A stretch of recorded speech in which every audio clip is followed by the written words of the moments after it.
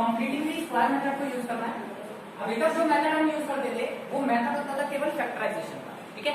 आज की इस वीडियो में हम क्या बात करने वाले हैं कि किस तरीके से हम कंप्लीटिंग द स्क्वायर मेथड को यूज करेंगे, क्या उसका बेसिक कॉन्सेप्ट है। तो सबसे पहली जो चीज है वो हमें चेक करना है कि क्या ये इस इक्वेशन में है ax square plus bx plus c, ये क्या होती थी, ये होती थी general form of quadratic equation, ठीक है। ये क्या है, general form of quadratic equation.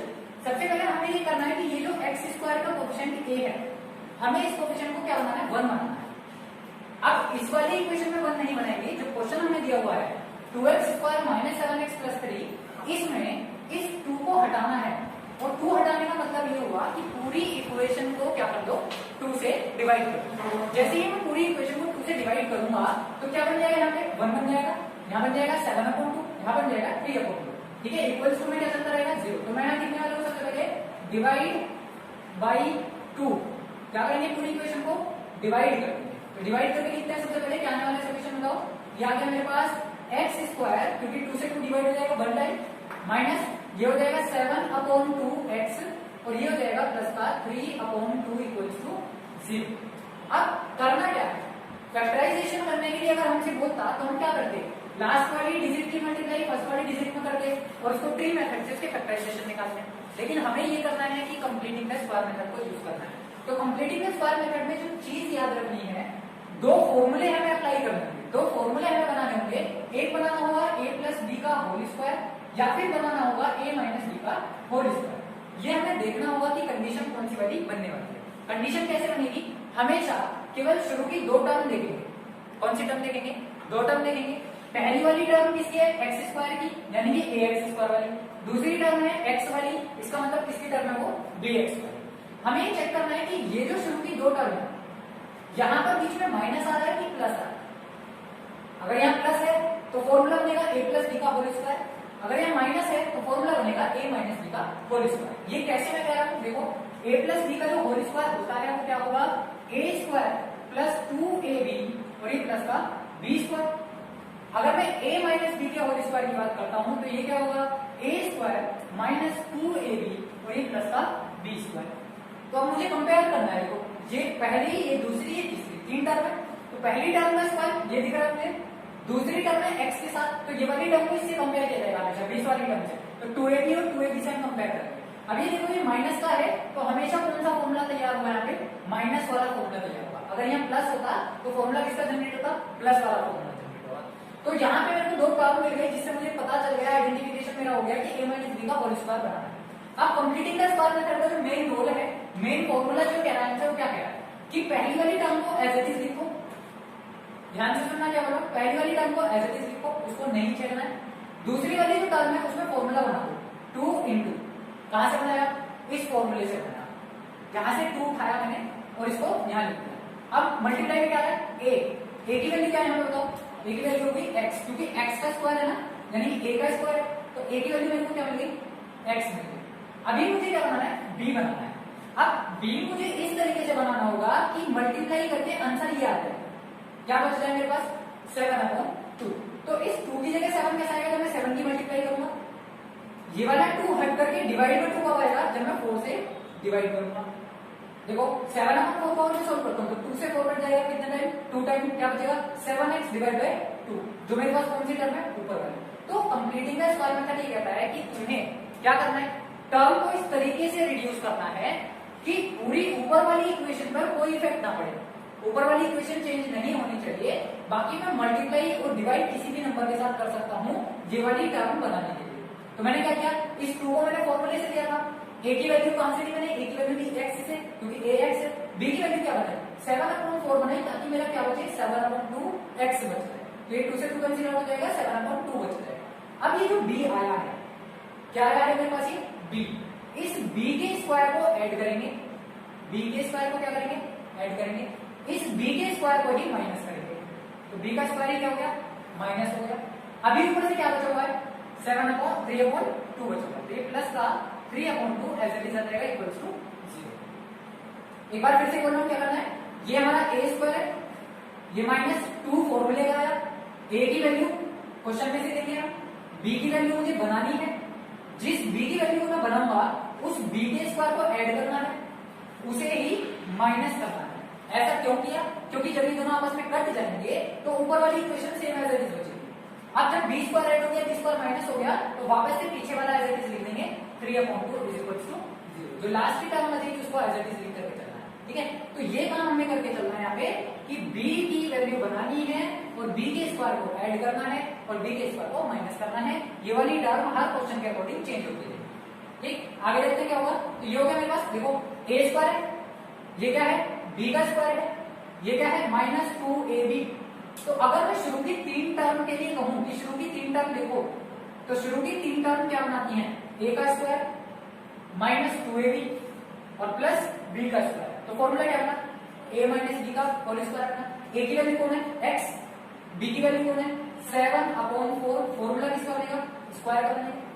तो ये शुरू की 3 टर्म से मुझे एक आइडेंटिटी मिल गई a माइनस b के होल स्क्वायर। बाकी के आगे की टर्म को सॉल्व करेंगे। तो 7 का स्क्वायर हो जाएगा 49, 4 का स्क्वायर हो जाएगा 16 प्लस 3/2। अब क्या करना है? हमें इसे एलसीएम लेकर के सॉल्व करना है। तो जब यहाँ पर हम एलसीएम लेंगे तो मुझे क्या करना पड़ेगा? माइनस कॉमन निकालना पड़ेगा। तो माइनस कॉमन आ जाएगा, तो x माइनस 7/4 का स्क्वायर है माइनस 16 आ गया मेरे पास एलसीएम। ऊपर क्या बचेगा? 49 माइनस 24। माइनस क्यों आया यहाँ पे? क्योंकि माइनस कॉमन आ गया। जब हम एलसीएम लेते हैं तो बाहर वाला जो साइन है वो कॉमन ले लिया जाता है। दोनों में से माइनस जब मैं कॉमन लूंगा तो अंदर भी क्या बन जाएगा? माइनस बन जाएगा। आगे सॉल्व करके इसको लिखो, आगे क्या लिखने वाले हैं? क्या बचेगा? देखो x माइनस 7/4 का स्क्वायर माइनस 49 में से 24 को माइनस करेंगे तो बताओ कितना बचने वाला है यहाँ पे? 945,422 divide by 16 is equal to 0। अब मैं इसको किस फॉर्म में चेंज कर सकता हूँ? ये वैल्यू देख करके हमें एक चीज याद आती है कि इस 25 को और 16 को मैं लिख सकता हूँ 5/4 का होल स्क्वायर लिख सकता हूँ, कोई दिक्कत? अब यहां से एक आइडेंटिटी याद आ रही है अगर, कौन सी identity? a square minus B square की। वो आइडेंटिटी क्या कहती है हमसे? वो कहती है a प्लस बी कर दो और मल्टीप्लाई में a माइनस बी कर दो। एक बार दोनों को ऐड कर दो, एक बार दोनों को माइनस कर दो। तो क्या करेंगे? a की वैल्यू ये है, b की वैल्यू ये है, दोनों को एक बार ऐड करेंगे और दोनों को एक बार माइनस करेंगे। ये वाला साइन नहीं बदलेंगे। ध्यान क्या रखना है? जो पूरा a है उसको एज इट इज ही लिखना है, उसको नहीं चेंज करना। प्लस लगाएंगे इस वाली टर्म के साथ, तो प्लस आ गया 5/4 ब्रैकेट क्लोज। फिर से दोबारा करना है माइनस। तो पहली वाली जो टर्म है 7/4 माइनस के साथ एज इट इज आएगी, दूसरी वाली को क्या करेंगे? माइनस। फिर से एक बार रिपीट कर रहा हूँ, क्या किया हमने? जो हमारे पास सोल्व करके आया a स्क्वायर माइनस 49 माइनस 24/60, उसको हमने सोल्व किया, कितना बच गया? 25/60। यहाँ पर एक अदर आइडेंटिटी हमने यूज करी है, a square minus b square equals to a plus b upon a minus b। क्यों करी? क्योंकि हम इसको a square upon b square की फॉर्म में लिख सकते हैं, है ना?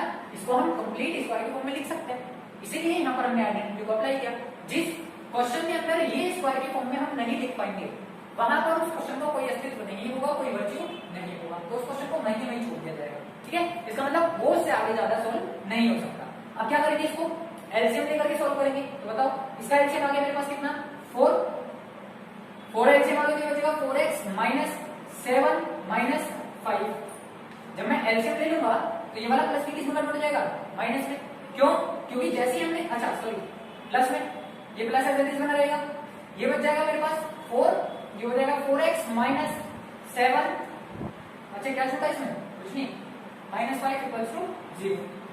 क्या क्या बचने वाला है यहाँ से? देखो 4 into 4 कितना हो गया? 16। ये 16 कहां चला जाएगा? 0 में।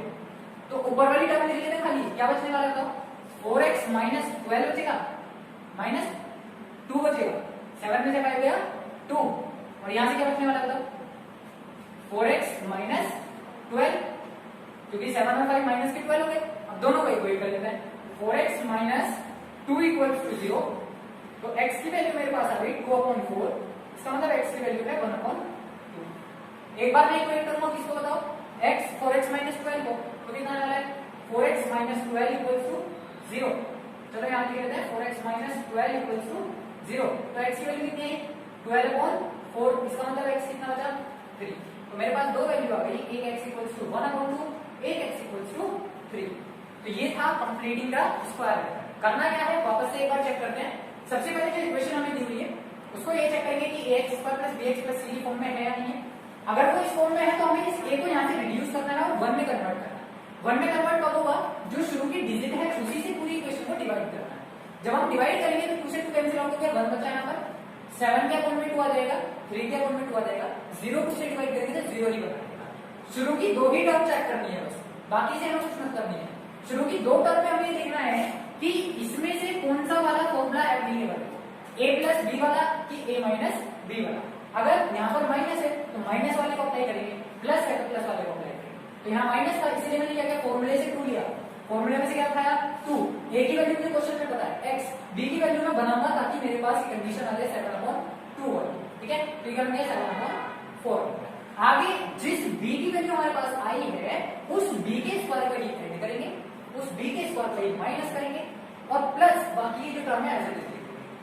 फिर पहले हम देखेंगे शुरू की 2 टर्म, नेक्स्ट स्टेप में हम देखेंगे शुरू की 3 टर्म, कंपेयर करेंगे इस फॉर्मूले के साथ। देखो a का square minus 2ab plus b square, वापस फिर इसको आगे क्या करते जाएंगे, इस तरीके से सॉल्व करते जाएंगे।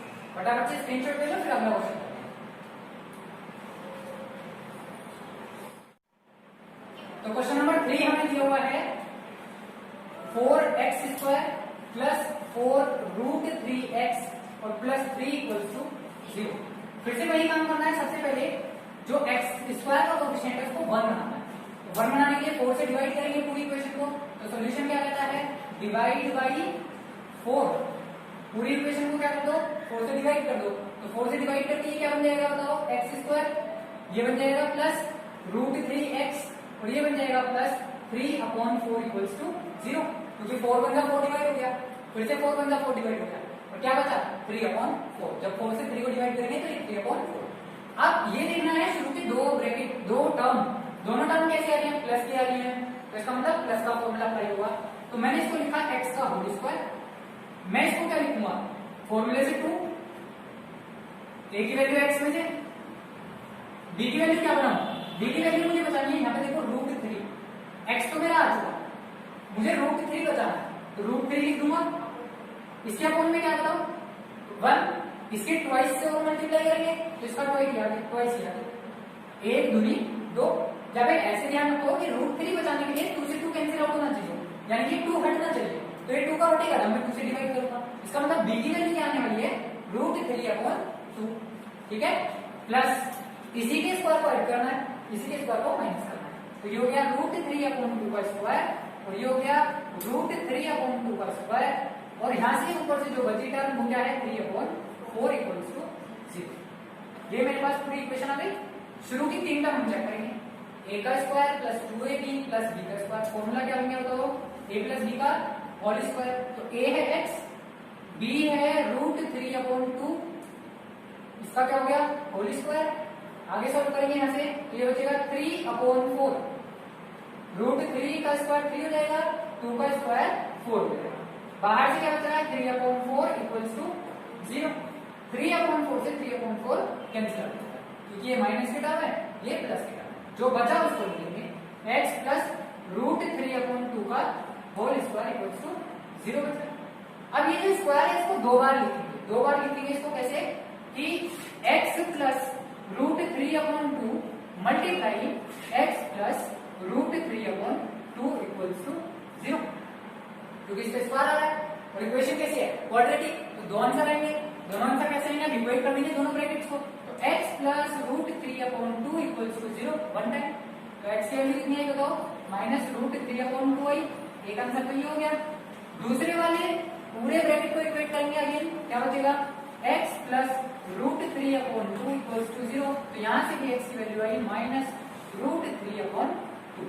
तो इस तरीके से क्या कर लेंगे, रूट वाले क्वेश्चन के दोनों स्क्वायर रूट कैलकुलेट कर लेंगे, दोनों फैक्टर्स कैलकुलेट कर लेंगे। फटाफट से स्क्रीनशॉट ले लो। अच्छा, स्क्रीनशॉट लेने की जरूरत नहीं है, वैसे क्वेश्चन नंबर 4 जो है वो क्वेश्चन नंबर 2 के जैसे ही सॉल्व करना है, ठीक है। क्वेश्चन नंबर 4 और 2 में फर्क आया कि ये माइनस की जगह क्या हो गया प्लस हो गया, और मैंने अभी बताया कि अगर यहाँ आकर के इस जगह आकर के कोई टर्म का हम क्या नहीं कर पाए, स्क्वायर में कन्वर्जन ना कर पाए, तो उस इक्वेशन का कोई अस्तित्व नहीं होगा। तो ये वाला जो क्वेश्चन है इसमें यही वाली पॉसिबिलिटी बनेगी कि लास्ट वाली यहाँ पर जो टर्म आएगी उसको हम स्क्वायर में कन्वर्ट नहीं कर पाएंगे। इसका मतलब ये होगा कि यहाँ पर प्लस आ जाएगा, और जब प्लस आ जाएगा तो मैं a square minus B square का फॉर्मूला अप्लाई नहीं कर पाऊंगा, जिसकी वजह से क्वेश्चन को वहीं छोड़ दिया जाएगा, इससे आगे क्वेश्चन सॉल्व नहीं होगा। तो ये था क्वेश्चन नंबर 1 एक्सरसाइज 4.3 का। मिलेंगे नेक्स्ट वीडियो में क्वेश्चन नंबर 2 के साथ और क्वेश्चन नंबर 3 के साथ। तब तक के लिए आप लोग पढ़ते रहिए और बढ़ते रहिए।